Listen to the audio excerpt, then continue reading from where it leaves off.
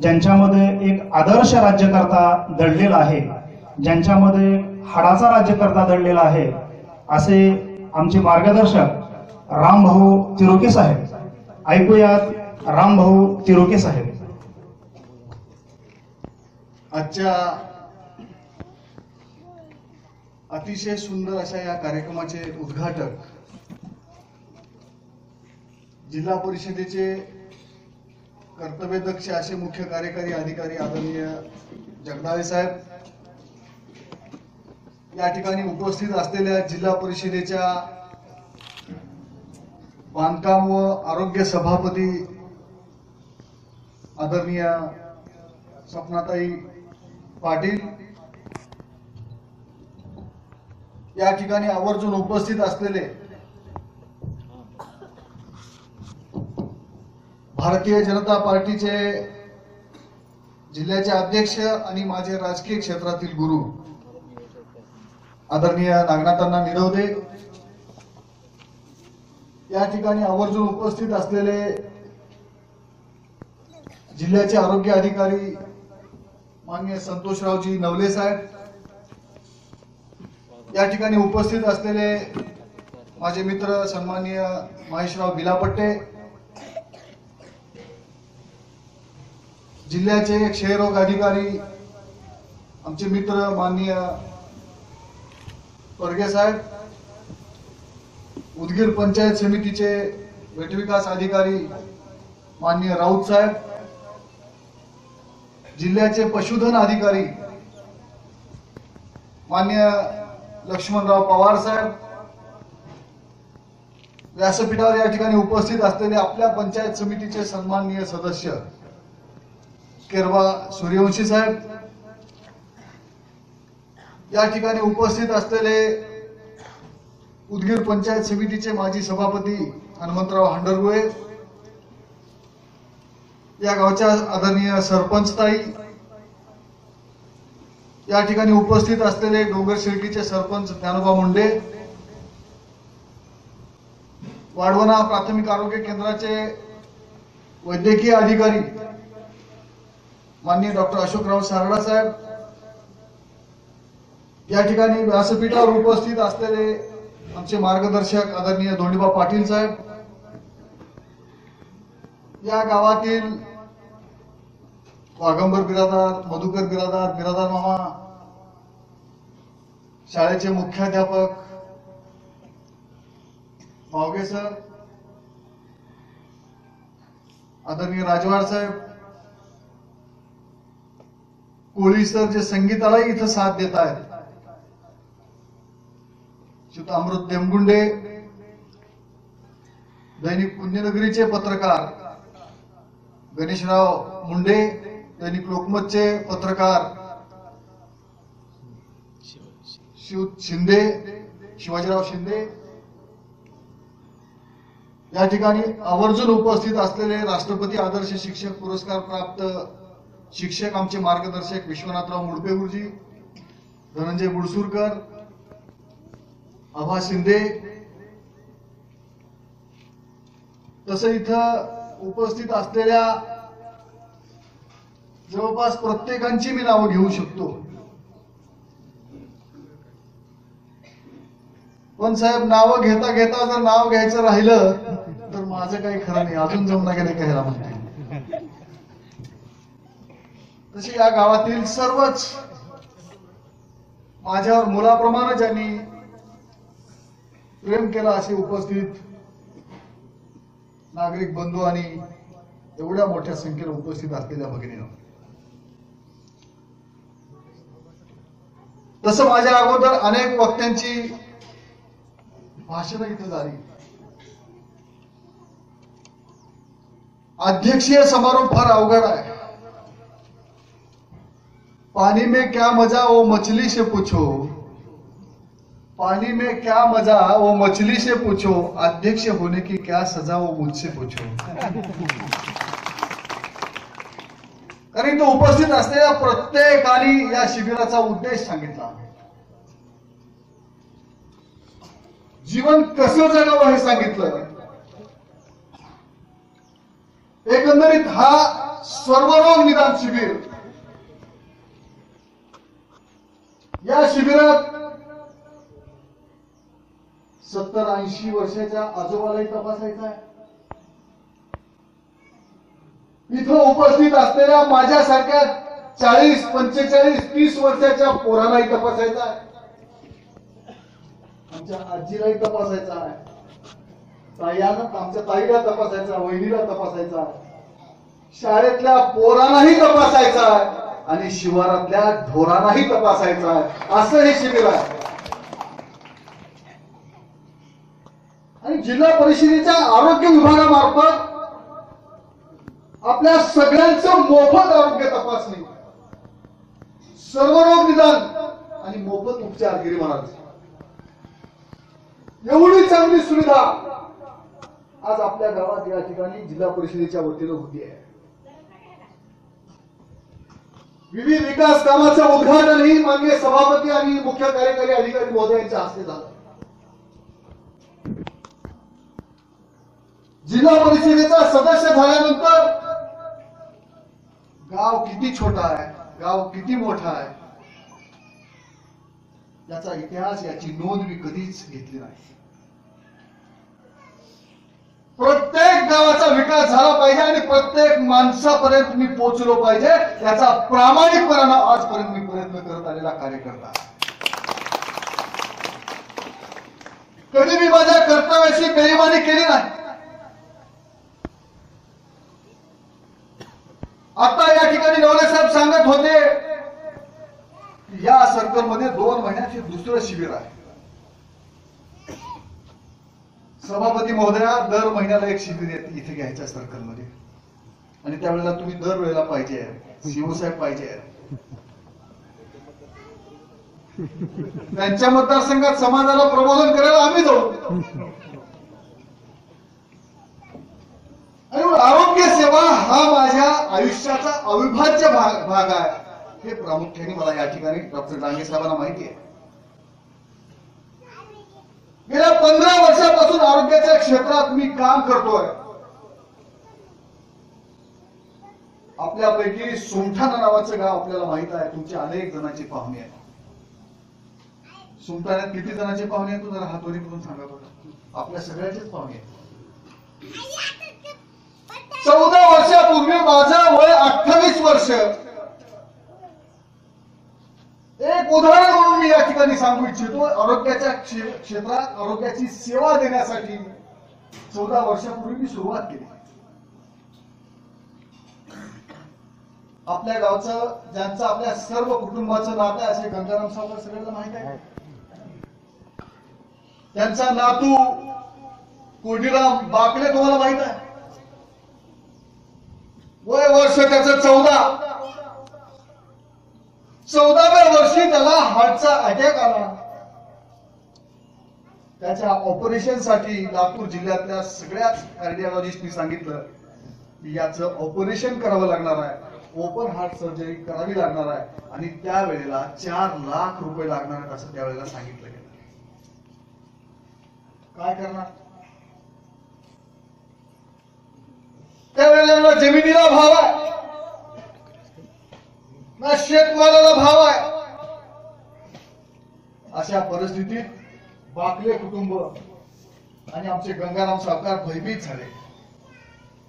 माझ्या आयुष्यातला 14 वर्षापूर्वीचा तो पहिला रुग्ण, त्याच्याबरोबर माझ्या गावातला एक सुनील नरहरे नावाचा रुग्ण, या दोघांनाही ओपन हार्ट सर्जरी करून घेऊन कुठल्याही परिस्थितीत करायची पैसे तर यांच्याकडे नाहीत. आणि म्हणून माझ्यासारखा कार्यकर्ता त्यांना घेऊन मुंबईला जातो. माझी आर्थिक परिस्थिती अत्यंत हलाखीची. मनात दुर्गम अशी इच्छाशक्ती घेऊन मी त्या ठिकाणी गेलो. खिशात पैसा नाही. मुंबईतल्या लोकमान्य टिळक हॉस्पिटलमध्ये, सायन हॉस्पिटलमध्ये त्यांची तपासणी झाली.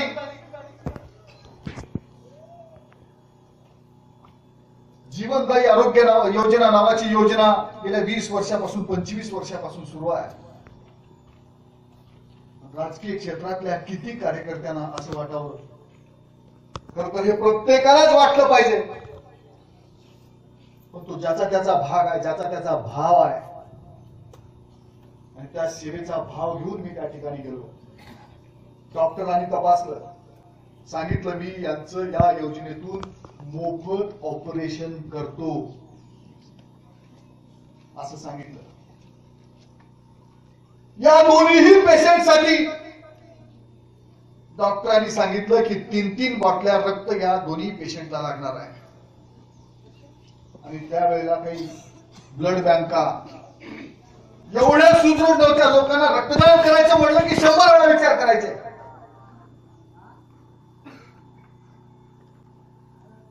आणि कुठं तर एखाद्या ब्लड बँकेत रक्त घ्यायचं म्हटलं तर पैसा दिल्याशिवाय रक्त मिळायचं नाही. आणि पैशालाही बऱ्याच वेळा रक्त विकत मिळायचं नाही.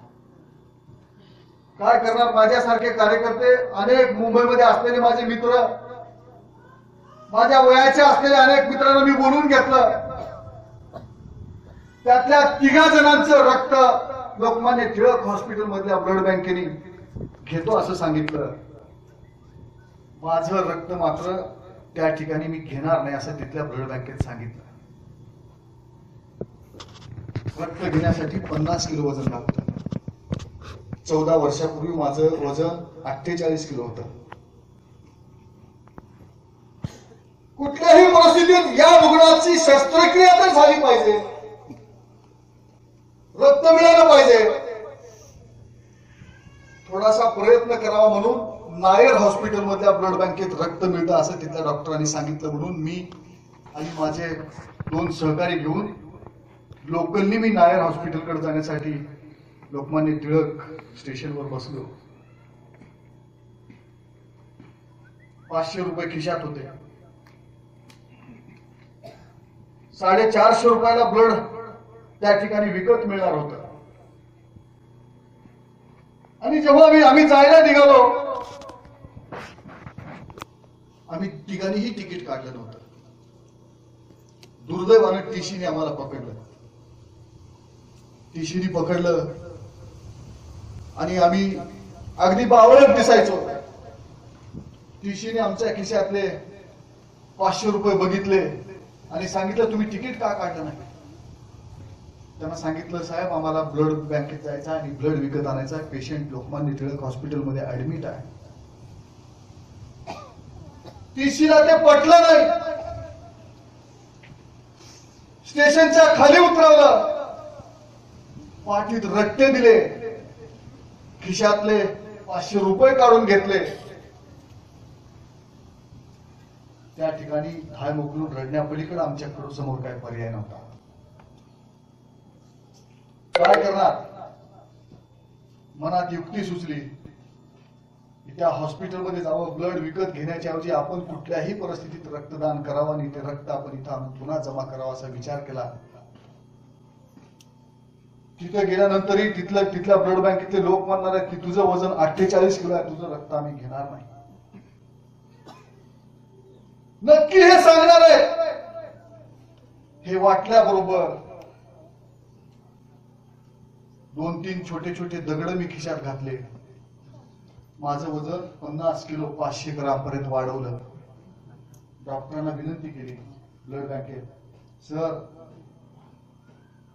रुग्ण मृत्यूच्या शय्येवर शेवटच्या घटका मोजतोय, माझं रक्तदान या ठिकाणी घ्या, त्याच्या बदल्यात त्यांनी दिलेलं सॅम्पल मॅच करा आणि आम्हाला रक्त द्या असं सांगितलं.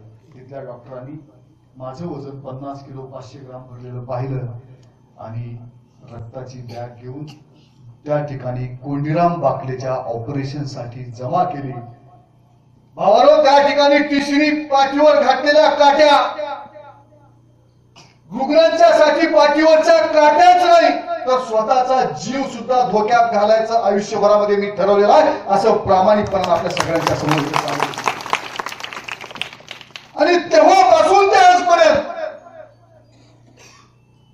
1 नाही 2 नाही तब्बल 2000 रुग्णांवर हृदय शस्त्रक्रिया, कॅन्सर, मेंदू अशा 2000 रुग्णांवर आतापर्यंत मोफत शस्त्रक्रिया करून आणण्याचं काम माझ्यासारख्या कार्यकर्त्याच्या हातून घडलेलं आहे. इथले आमचे उद्धव पाटील कुठे गेले? उद्धव पाटील असोत, आमची भगिनी परवा मीनाताई बिरादार, याच गावातली, ज्यांचं ऑपरेशन आम्ही 3-3.5 वर्षापूर्वी करून आणलं होतं. ती माऊली जगू शकली नाही. 3-3.5 वर्षानंतर आपला प्राण तिला गमवावा लागला. प्रचंड दुःख होत. त्या 2000 रुग्णांमधले साधारण 1700 रुग्ण तरी आज आनंदाने जगत आहेत. आज कोंडीराम बाकले त्यावेळेला 14 वर्षाचा होता. 30 वर्ष त्याचं वय झालं. कोंडीराम बाकलेचं वयाच्या 19व्या वर्षी लग्न केलं आणि आज त्या कोंडीराम बाकलेला 2 हिऱ्यासारखी पोरं आहेत. त्या पोरांकडे बघितल्यानंतर सगळ्या आकाशातले तारे आपल्या सगळ्या समोर नांदत आहेत याचा भास माझ्यासारख्याला होतो आणि त्याचं समाधान मला आयुष्यभर मिळत असतं. यासाठी आम्हाला जगायचं आम्ही ठरवलेलं आहे. याच्यातून आम्हाला काय मिळतं डॉक्टर साहेब? काही नाही मिळत, परंतु करोड मोलाचं समाधान मात्र आयुष्यभर आम्हाला मिळवायचं आहे. जेव्हा मी राजकीय क्षेत्रात कार्यकर्ता म्हणून काम करायला नागनाथांचं बोट धरून या क्षेत्रात आलो, तेव्हापासून समाजाच्या सेवेचा भाव यात कधीही बेईमानी न करता मी काम करतोय. आणि मी आपल्याला या ठिकाणी सांगेल, खूप चांगलं काम आपल्याला इथं उभा करता येऊ शकतं. राजकारण म्हटलं की राजकीय क्षेत्रातले कार्यकर्ते बदमाश, अशा प्रकारची समाजातल्या अनेक लोकांची भावना झालेली आहे.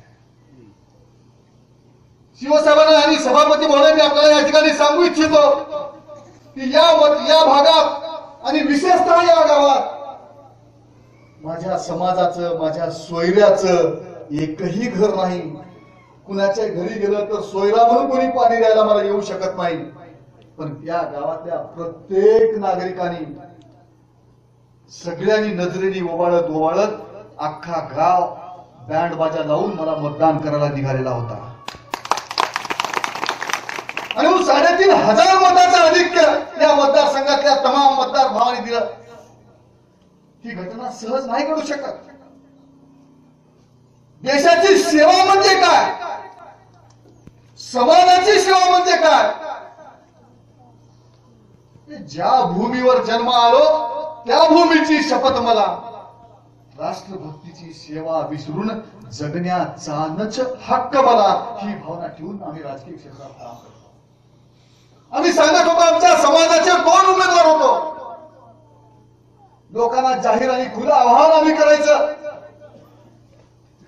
जात म्हणून जर मला तुम्ही कोणी मतदान देणार असाल तर याद राखा, कार्यकर्ता म्हणून तुमच्या अर्ध्या रात्री हाकेला ओ देऊन मी तुमच्या हाकेला ओ देऊन येऊ शकतो असा विश्वास जर तुम्हाला वाटत असेल तरच मला मतदान करा, असं खुलं आवाहन मी त्या ठिकाणी करायचो. तेव्हा या सगळ्या लोकांनी ते आव्हान स्वीकारलं आणि आज मला अभिमान वाटतो की निवडून आल्यानंतर 1-2 महिने जात नाहीत गावात जायला.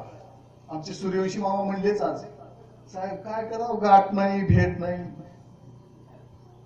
2 महिन्याला गावात आले की गाठ नाही, भेट नाही. माझ्या अगोदरचे आपल्या जिल्हा परिषदेचे किती सदस्य तुम्हाला आठवतात मला माहित नाही. त्यांची किती दिवस तुम्ही नावं तुमच्या लक्षात ठेवता मला माहित नाही. पण मला विश्वास आहे 4 वर्ष झाली, पुन्हा भविष्यात कधी या ठिकाणी निवडणुकीला उभं राहण्याची संधी मला मिळेल का नाही मला माहित नाही. पण मला संधी जर उभं राहण्याची मिळाली तर तुम्ही काही मला मत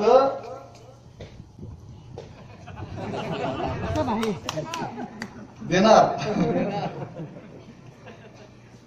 आणि या ठिकाणी आता काही राजकीय आखाडा नाही किंवा एखाद्या निवडणुकीच्या प्रचाराच्या सभेसाठी मी आलो नाही. पण राजकीय क्षेत्रात सुद्धा चांगली माणसं निपजली पाहिजे, चांगली माणसं जगली पाहिजे. खूप संधी आहे या ठिकाणी. मला या देशाच्या सेवेसाठी त्या देशाचे पंतप्रधान नरेंद्र मोदी जेवढे महत्वाचे आहेत तेवढेच महत्वाचे या ठिकाणी उपस्थित असलेला छोटा मुलगा किंवा एखादी माऊली सुद्धा तेवढीच महत्वाची आहे. या भावनेनं आम्ही या ठिकाणी काम करतो.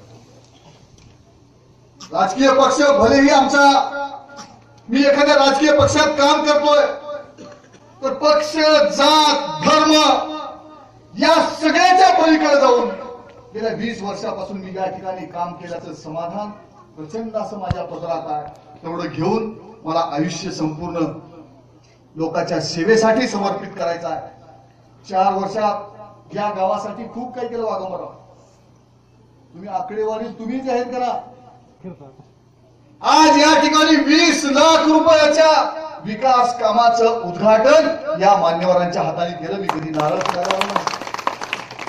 7 लाख रुपयाचं सामाजिक सभागृह असेल, 6 लाख रुपयाचा सिमेंट नाला असेल, 2.5 लाख रुपयाचं विद्युतीकरण असेल, आपल्या भागात असलेलं स्मशानभूमीचं 4.5 लाख रुपयाचं शेड असेल. या गावात येण्यासाठी रस्ता नव्हता. हा रस्ता जिल्हा परिषदेकडे नव्हता. काय करावं? 2 दिवस आमरण उपोषण निलंगा डिव्हिजनला PWDच्या समोर केलं. 2 दिवसाच्या आमरण उपोषणानंतर इथले अनेक सवंगडी आले होते. त्या 2 दिवसाच्या उपोषणानंतर स्वतः कार्यकारी अभियंता आणि अधीक्षक अभियंत्यांनी पत्र काढलं, आम्हाला फक्त 3 महिन्याची मुदत द्या. आम्ही सांगितलं 4 महिन्याची घ्या, पण हा रस्ता करून द्या. शिवसाहेब म्हणत होते रस्ता खूप चांगला आहे. 50 लाख रुपये त्या रस्त्यासाठी मंजूर केले. किती करायचं? अजून खूप करायचं आहे. तुमचा आणि माझा कार्यकाळ आता 1 वर्षाचा राहिलेला आहे. पण मी आपल्याला आजही विश्वास देतो की शासन निर्देशानुसार 5 वर्षासाठी लोकप्रतिनिधी निवडला जातो. 5 वर्षातली 4 वर्ष संपलेली आहे. तुमच्या सगळ्यांच्या आशीर्वादाच्या बळानं अजून 1 वर्ष मला इथं काम करायचं आहे. त्याच्यानंतर तुमच्या मनात काही भीती ठेवू नका. 1 वर्ष संपल्यावर रामभाऊ इथून गेल्यावर आम्हाला बघतो का नाही की. मी आपल्याला अंतिम असा विश्वास देऊ इच्छितो, जोपर्यंत शेवटचा श्वास माझ्या शरीरात आहे तोपर्यंत तुमचा आणि माझा संबंध हा कायम राहील असा विश्वास आजच्या निमित्ताने या ठिकाणी देतो. आपण सर्वजण एवढ्या मोठ्या संख्येने उपस्थित आहात. ज्या ताईंनी जी रचना इथं आम्हाला ऐकवली, आज दुष्काळाचं सावट आहे.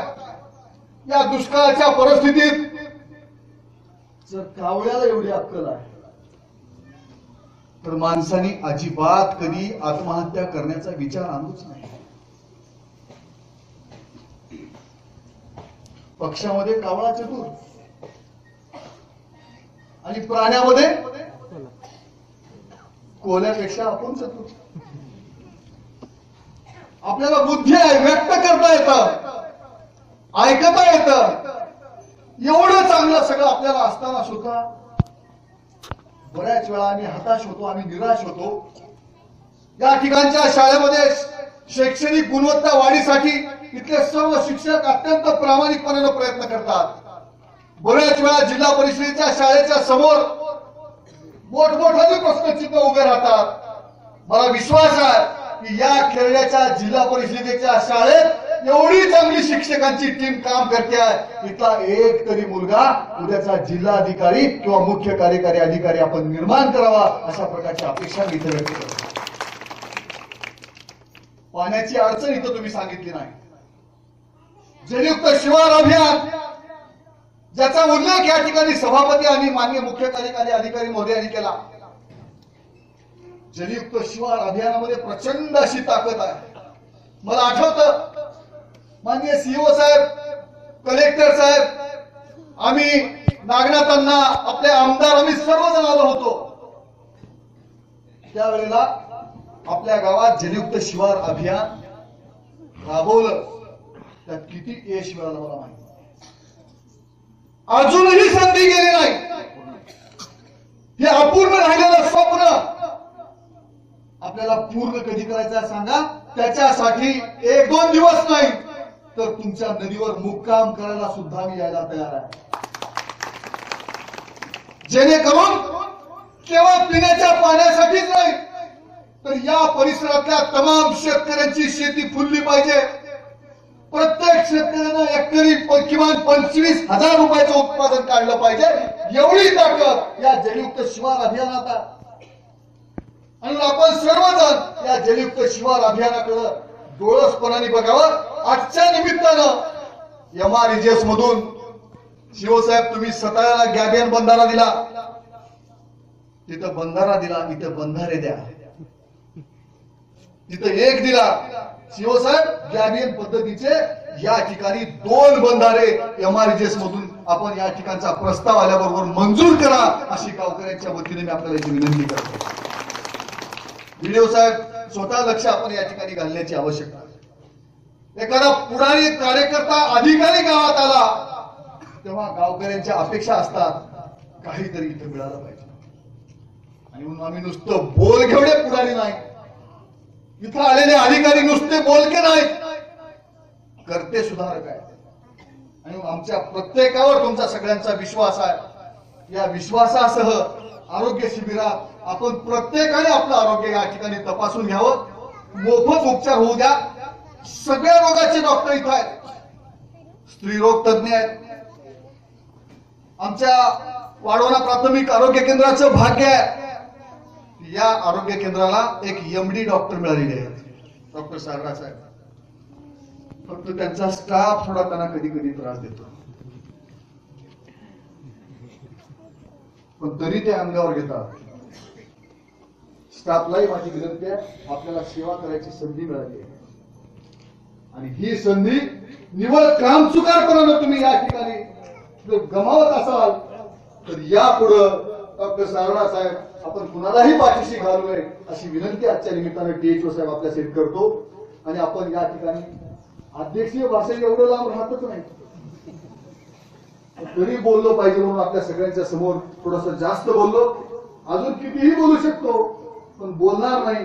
आपल्या सगळ्यांच्या हाकेला अर्ध्या रात्री होऊ दे असा विश्वास देतो आणि इथंच थांबतो. जय हिंद, जय महाराष्ट्र.